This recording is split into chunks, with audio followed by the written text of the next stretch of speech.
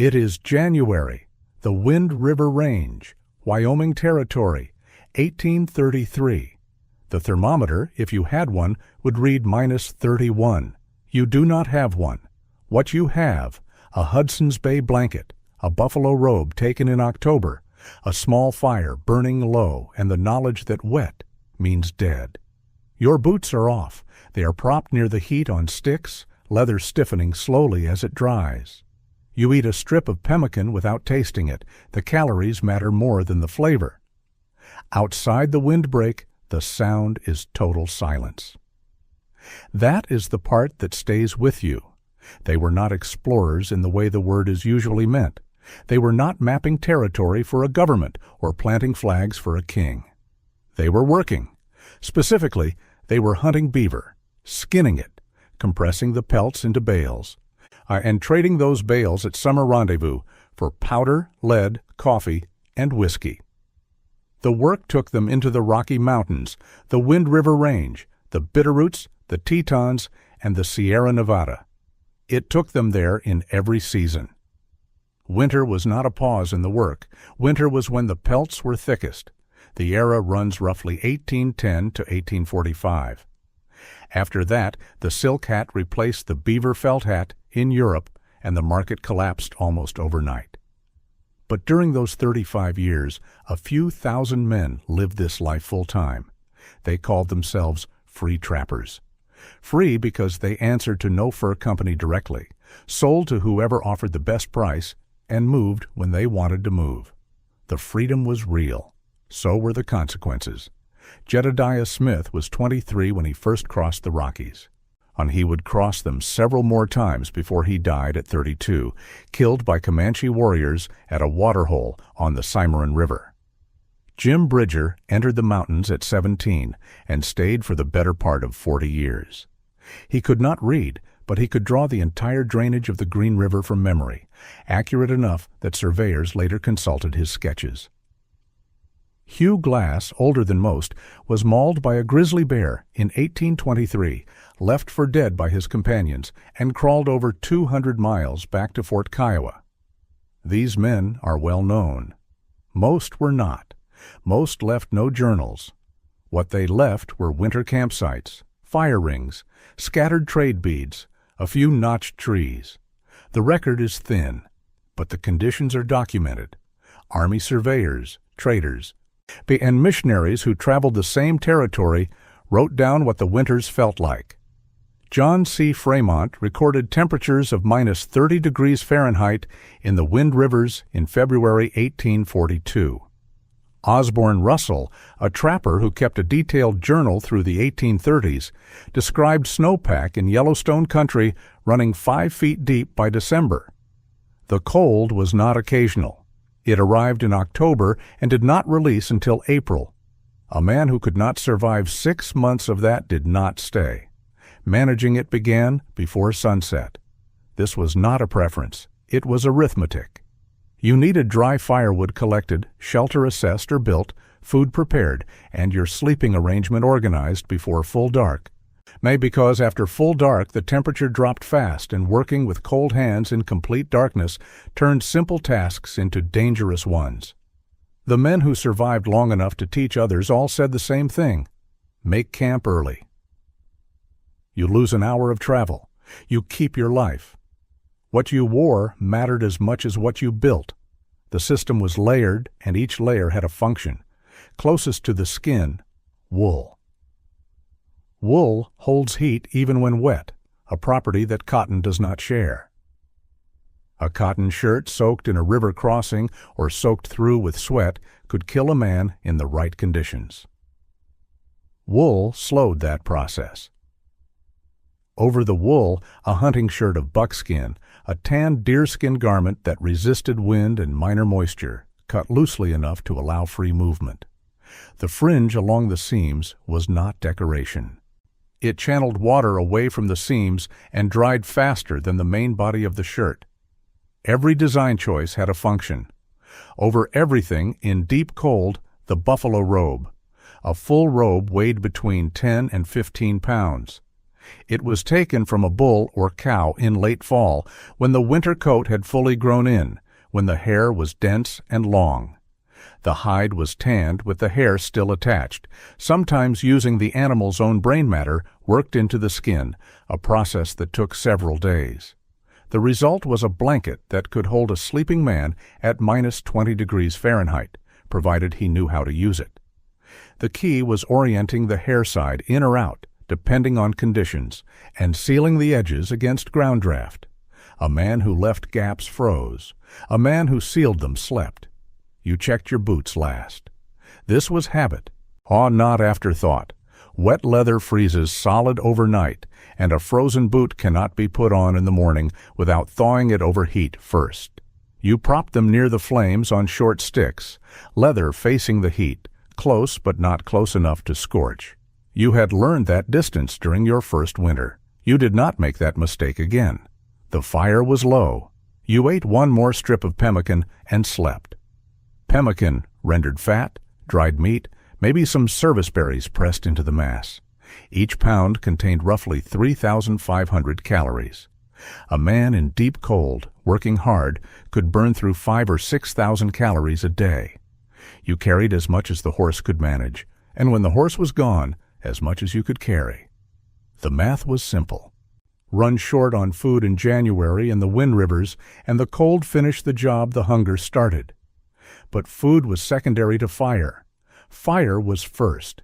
You used a fire steel, a small C-shaped piece of high-carbon iron, struck against a piece of chert or flint to throw sparks into a prepared nest of tinder.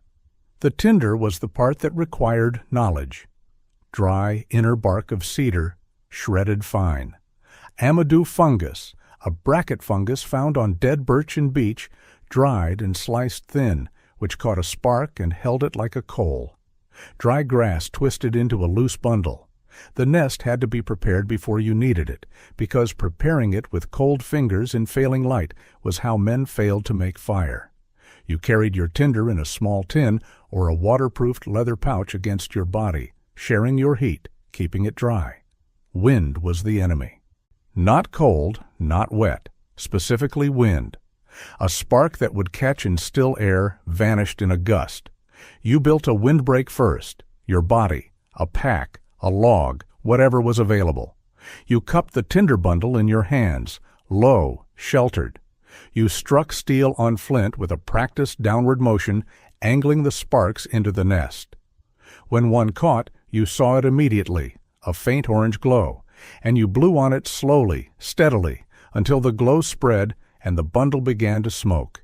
And then you had about 4 seconds to set it under prepared kindling before it burned through your hands. Most mornings it took 2 or 3 attempts. Some mornings it took 15. Shelter followed fire, or sometimes preceded it if the cold was severe enough. The decision was calibrated. If you had fire, you had time. But if you had no fire and the temperature was dropping toward minus 20, shelter first, fire second, because a man who built a windbreak and got into his robe would survive long enough to try again in the morning. A man who stood in the open trying to make fire for an hour in that cold was a dead man who didn't know it yet. The hierarchy of shelter ran from simple to complex. A windbreak of stacked branches and pine boughs stopped wind, and stopping wind was worth 10 degrees of warmth by itself. A lean-to with a fire reflecting off the back face added another 10 or 15. A snow cave, when the snowpack was deep enough, was the warmest option available, exploiting the same principle that keeps root cellars from freezing. The ground holds heat, and packed snow is an excellent insulator. Osborne Russell described sheltering in a snow cave for 3 days during a storm in 1837, tunneling in with 2 other men and a dog, emerging when the storm passed to find the entrance drifted shut, and the interior, he wrote, warmer than any cabin he'd slept in. The dog helped. In a lean-to with a low fire, the buffalo robe was the technology that made sleep possible. You laid it hair-side down on a mat of cut pine boughs, which kept your body off the frozen ground. Ground contact was the silent killer. A man who lay directly on snow or frozen earth lost body heat through conduction at a rate that no robe could compensate. The bows broke that contact. They also provided a small insulating layer of trapped air. You had cut them with your belt knife before full dark, a task that took about 20 minutes and which you never skipped. Then you lay on the bows, pulled the robe over and around you, hair side in now, tucking the edges under your body to seal against drafts. You left a small opening for breath. The robe warmed from your own heat within minutes and held it through the night. You woke 3 times to tend the fire. Each time you added 2 pieces of wood from the stack you had positioned within arm's reach before sleeping. Each time you checked the boots on their sticks. Each time you noted the sky, the wind, the sound of the trees. Around 3 in the morning on a still night, the cold reached its lowest point. Experienced men knew this. You knew it too now. You pulled the robe tighter and waited for the dark to begin going gray. Not everyone waited successfully. Frostbite arrived without pain. That was the first thing men learned who hadn't been told. The tissue froze, sensation left, and the damage was done before the cold even registered as unusual. The fingers went white, then waxy, then hard. The correct response was slow rewarming, body heat against the affected part, another man's armpit if you had one available, nothing faster. The incorrect response was rubbing, which broke down already fragile tissue and caused more damage than the cold itself. Most men rubbed. It was instinct. The ones who survived multiple winters had usually beaten the instinct out of themselves by then. In January 1832, a trapper named Warren Ferris documented a companion who lost 3 fingers on his right hand to frostbite after a night camp, in which the fire failed. The fire failed because the tinder, inadequately dried, would not catch. The tinder was wet because the man had crossed a creek that afternoon and not stopped to dry his kit before pushing on toward camp. One decision, 3 hours before dark. The fingers were gone in the morning. Ferris recorded the incident in a single paragraph and moved on. That was how the margin worked. It did not collapse gradually. It collapsed in a sequence of small decisions that each seemed manageable at the time. Push on another hour. Skip the tinder check. Start camp 30 minutes after dark instead of 30 minutes before. Any one of those decisions in good conditions was nothing. 2 of them together in bad conditions, on the wrong night, in the wrong valley, was the whole story. The cold did not punish recklessness. It punished the arithmetic, and there was no help coming. This is the part that does not translate into any mythology about these men. No signal to send, no trail marked for anyone to follow. If you did not come out in spring, the people who might look for you had no way to begin. Osborne Russell wrote in the winter of 1838 that he had not spoken to another human being for 43 days. He wrote it plainly, the way he wrote everything. Then he described the next day's trapping conditions. He did not editorialize, neither did the cold. Most active careers in the mountains ran 5 to 8 years. A few men lasted longer. Most did not. The causes were not always dramatic. Some froze. Some starved. Some were killed in conflicts with Blackfoot or Arikara war parties. Some simply wore out, their joints gone, their eyesight failing, the accumulated winters having used them up. But the mountains did not distinguish between the skilled and the unlucky. They only distinguished between those who were still there and those who were not. The average career lasted less time than a single enlistment in the regular army. These men have been turned into something else since. The dime novels started it in the 1860s. The paintings followed, the sculptures, eventually the films. The figure that emerged from all of that was solitary, fearless, essentially superhuman. He did not get cold the way other men got cold. He did not get lonely. He did not make small errors with large consequences. The actual journals suggest something different. They suggest men who were competent, often methodical, and frequently afraid, and who understood that the line between a successful night and a fatal one was thinner than it looked from the outside. Jedediah Smith, the most traveled of all of them, wrote in a letter to his brother that he wished for a different life more often than he could explain.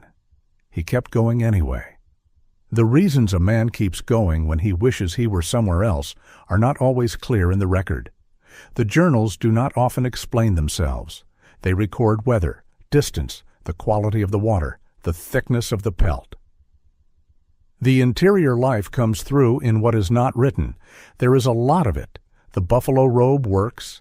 The tinder stays dry if you keep it against your body. The boots go on sticks near the fire, close but not scorching. You wake 3 times in the night to feed the flames. And in the morning the temperature has lifted 2 degrees and the sky is pale, and you are still here. The fire is still burning. That is the whole of it. Not triumph, not tragedy. Just another morning that the men who prepared for it correctly managed to reach. They were not what the paintings made them. They were also not nothing.